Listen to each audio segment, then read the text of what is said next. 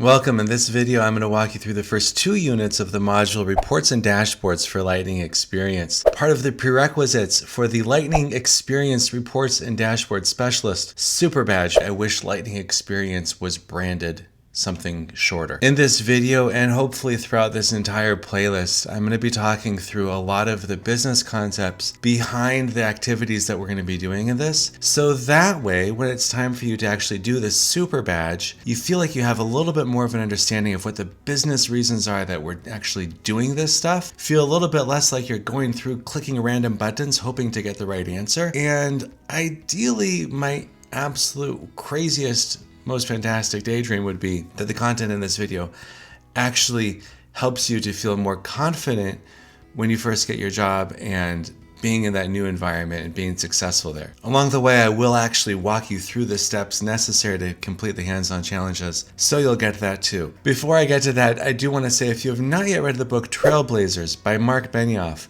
please go to the description, click the link, sign up for a free account for a month from Audible. Listen to Trailblazers by Marc Benioff. In it, he describes how he believes Salesforce has become such a successful company. And for him, that starts with the values. And the values create the culture, and the values create value. And in the book, he describes a lot of the big picture things that an incredible CEO like Marc Benioff thinks about a lot. And it will give you a really good foundation for understanding how values animate what happens in business. However, when you get to reports and dashboards, what we're really doing is talking not about the values of the business overall, but about the strategy. How is the strategy being influenced, being implemented, and how successful is the company being? And it's really important to understand strategy. So after you've read Trailblazers, I recommend continuing to do other activities to expand your awareness of how businesses measure their effectiveness. I'll put a link in the description also to Salesforce's earning reports. If you've never listened to an earnings report before, I highly recommend doing this. You will find a lot of terms that you're like, I've got no idea what this accounting term means, and that's totally okay. At the same time, you'll hear big picture conversations around, hey, we had this line of business was pretty successful. This line of business had some headwinds, that is polite speak for challenges. And you'll hear all sorts of other conversations around the more tactical sides of how business operates at the big picture level. Let's get to this first unit, Introduction to Reports and Dashboards and Lightning Experience. This does an actually pretty good job of describing why a person, what's it like to create a report, creating reports for leadership, what are the things that they're interested in. I just want to share 2 stories though before we get further into this. One is about a cousin of mine who's a great guy, runs a fish market in Pike Place Market in Seattle, and they sell a ton of fish. There was a conversation that was had about, hey, are we tracking like which products are selling? They sell fish online, they sell fish from the market. They distribute it all around the world, millions of dollars of sales a year. Are we keeping track of how much we're selling and where our profit and loss margins are and all that stuff? And the answer is no. We're not. The thing is that you'll find within a lot of businesses that maybe have been successful in doing a lot of sales over the past many years, they don't feel a need to have that sort of tracking. And even so, I'm saying this because you might find yourself in a new business that just recently adopted Salesforce. There's going to be some people in there that are really excited about the promise that putting all of their data in one place could have for them and the information that could give them. There's going to be other people that are going to be resistant and be like, I don't care about a report or dashboard. I've got a sense as to how much we can sell, or I have been doing this for years and it's been successful.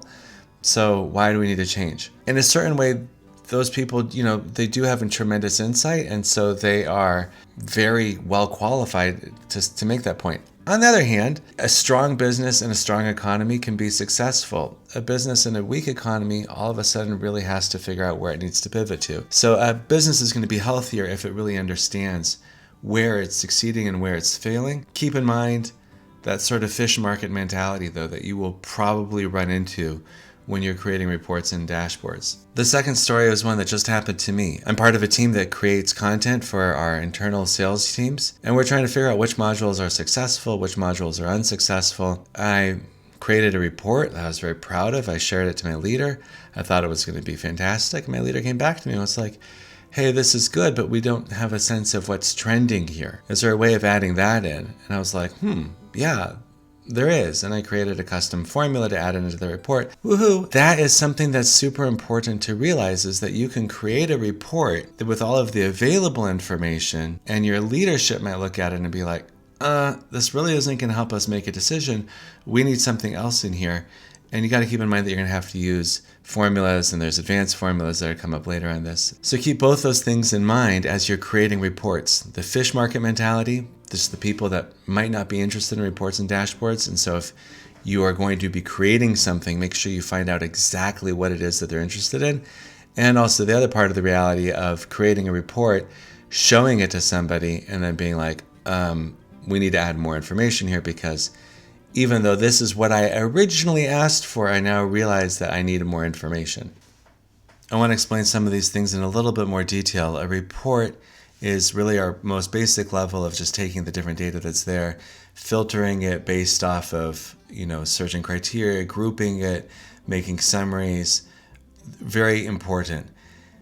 Where they become really powerful is when you take the report and then you import them into dashboards. And one of the big benefits of dashboards is you can take information from the same or different sources of reports. So that's really important to keep in mind, and that usually a report just shows one slice of information.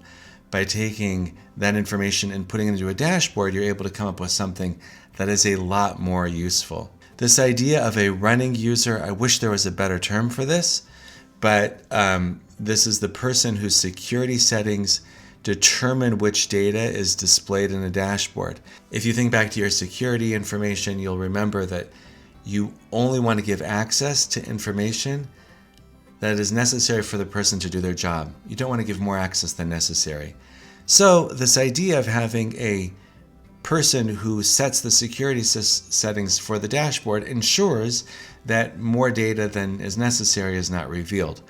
A dynamic dashboard, and then that will be open to anybody. Report types, I feel like we don't really talk about this so much in my opinion, but these are a fantastic solution for when you have lots of different types of reports in the same area, and then you create a report type that makes it much easier to create future reports. It determines which fields and records are available for use when creating a report. This is based on the relationship between the primary object and its related objects. So this is it's really important to keep in mind that you can create report types that then make it much easier to create reports for everybody else. Okay, so jumping ahead to the next unit, create reports with the report builder. This unit covers lots of super important concepts. Filters, cross-object filters, filter logic. This is stuff that might not just spend some time with this. It will start to sink in. It's very powerful and important to being able to show just the right bit of information that the people are asking for. And it's really incredibly valuable because you want to make sure that you are presenting appropriately. So that way, if you think about it, reports and dashboards is how you as a Salesforce administrator show up to the leadership. So you want to make sure that your impression that you're making at that time is really positive, because these are the people that, make the choices about who gets hired, fired, promoted. And it's beyond that. It's just really important to making an impact in the company. A good report and dashboard could really inform how the company changes and evolves. So make sure you get this stuff down. Okay, let's jump ahead to the hands-on challenge. For your challenge, Ursa Major Solar updated their website last year. CEO Sita Nagapan Alvarez wants to know how many leads are coming in from the web. Create a report for Sita that shows all web leads. Now, I should say, it's good to know how many leads are coming in from the web. It's better to know how many leads from the web converted to closed won deals. right? How many of those leads converted opportunities, and how many of those opportunities got closed?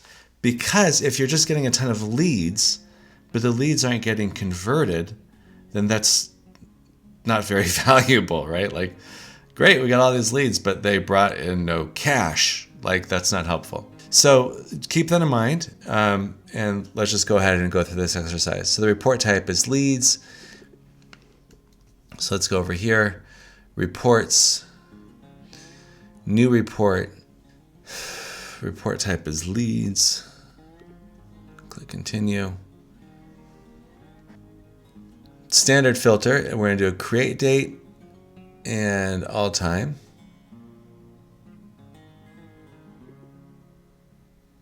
So we're going to do create a date, and then we're going to do all time. Click apply. And then we're also going to do, that's the only standard filter. So we're going to take off the one that says show my leads. We'll just put all leads here.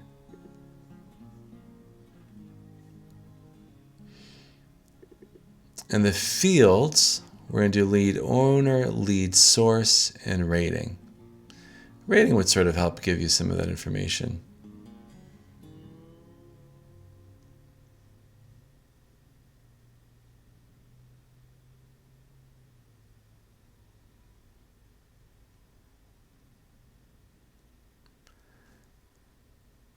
Lead owner, lead source, and rating. And we can remove street. And then the filter, we're going to filter the lead source to just be the web.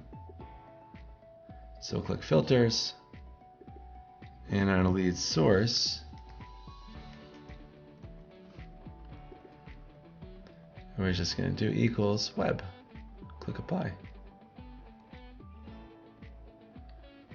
And we're going to name this report web leads. So click save and run. Web leads. Do not say which folder to save it into. I'm just going to leave it in private reports because it didn't specify. But when you're actually creating a report, you're probably going to want to create it in the public folder so that way people can see it.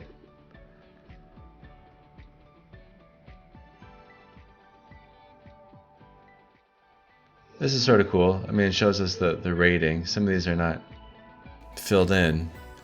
But again, what we'd really want to see would be the lead source and then which one of these leads actually became opportunities and closed, but we'll deal with this for now. That should do it.